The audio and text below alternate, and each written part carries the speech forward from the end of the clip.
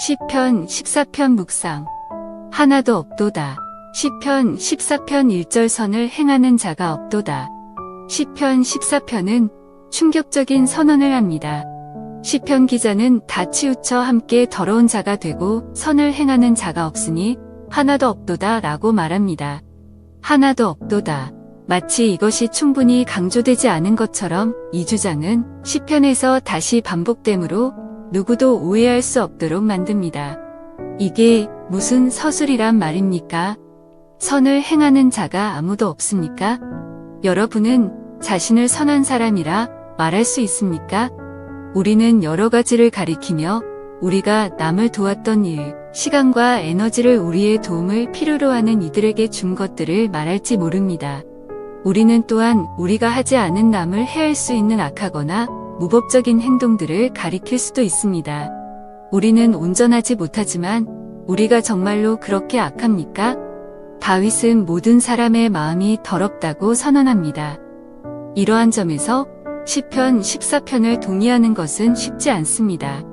그럼에도 우리는 하나님의 말씀 안에서 동일한 내용들을 볼 수 있습니다. 만물보다 거짓되고 심히 부패한 것은 마음이라 누가 능히 이를 알리오마는. 마음은 상징적으로 우리의 존재의 핵심이며 우리의 사고와 행동의 근원입니다. 우리의 마음을 악의 엔진으로 본다는 것은 우리가 묵살하고 싶은 생각입니다. 우리는 우리 안에 약간의 선함이 남아있고 하나님 앞에서 우리를 합당케 하는 것들이 있다는 생각을 선호합니다. 그럼에도 시편 14편은 우리가 항상 모든 최악의 죄를 범하고 있다고 말하는 것이 아니라 모든 삶의 영역과 우리의 마음과 정신의 모든 측면이 죄의 영향을 받았다고 말하고 있습니다. 그 무엇도 거룩하고 온전하신 하나님께서 공의롭게 유지하시는 절대적이며 완벽한 기준을 만족시킬 수 없습니다. 하지만 소망이 있습니다. 우리는 하나도 없다는 절망을 넘어서 한 분, 우리의 구주이신 예수 그리스도의 위로를 바라봅니다. 시편 14편은 우리 모두가 죄의 길에 쓰러졌다고 말합니다.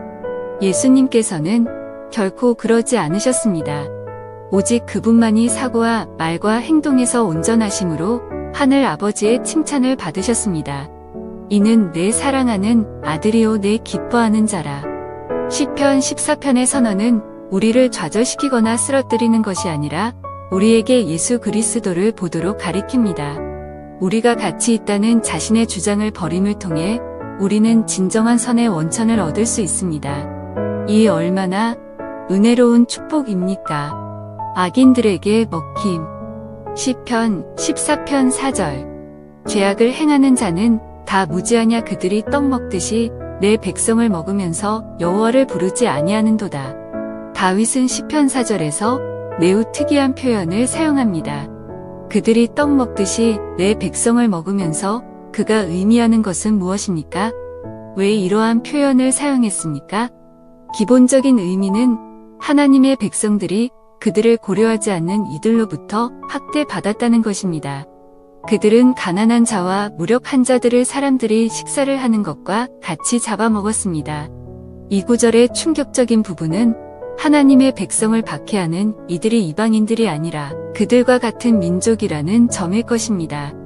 이러한 희화화는 여기서만 나오는 것이 아님을 미가서 3장 1절에서 3절까지에서 볼 수 있습니다. 그곳에서 우리는 유사한 시나리오를 읽습니다. 심지어 이 본문은 분명하게 더 생생합니다. 이것은 단순히 떡을 먹는 것이 아니라 식인을 묘사하고 있습니다. 얼마나 끔찍한 묘사입니까?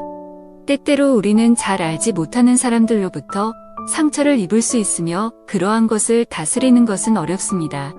하지만 더 큰 비극은 우리가 알고 사랑하는 이들이 큰 고통과 아픔을 줄 때 찾아옵니다. 만약 우리들이 스스로에게 정직하다면 우리 역시 자신의 실패와 단점들을 인식할 수 있습니다. 우리는 남들에게 상처를 주고 먹었을 뿐 아니라 어떤 때는 그에 대해 고려도 하지 않고 이를 행했습니다. 여러분은 다른 이들의 손에 의해 어떻게 고난을 당했습니까? 여러분의 죄가 어떠한 슬픔을 가져왔습니까? 우리는 종종 우리가 가장 사랑하는 이들을 상처 입힙니다.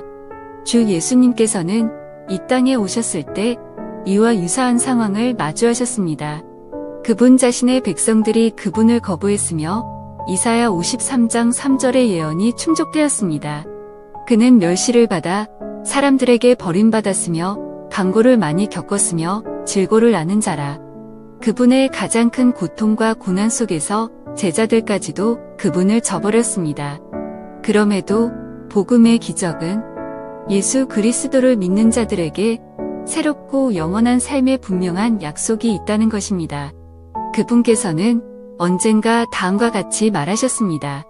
나는 생명의 떡이니 내게 오는 자는 결코 줄이지 아니할 터요. 십자가에서 그리스도께서는 그분의 원수였던 이들을 위해 자신을 내어주셨습니다.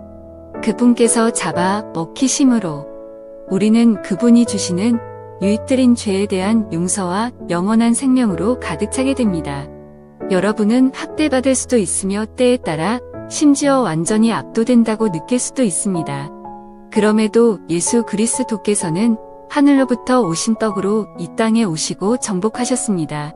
우리는 악에 의해 삼켜지지 않을 것이며 그러한 악 자체가 때가 되면 완벽하게 삼켜질 것입니다.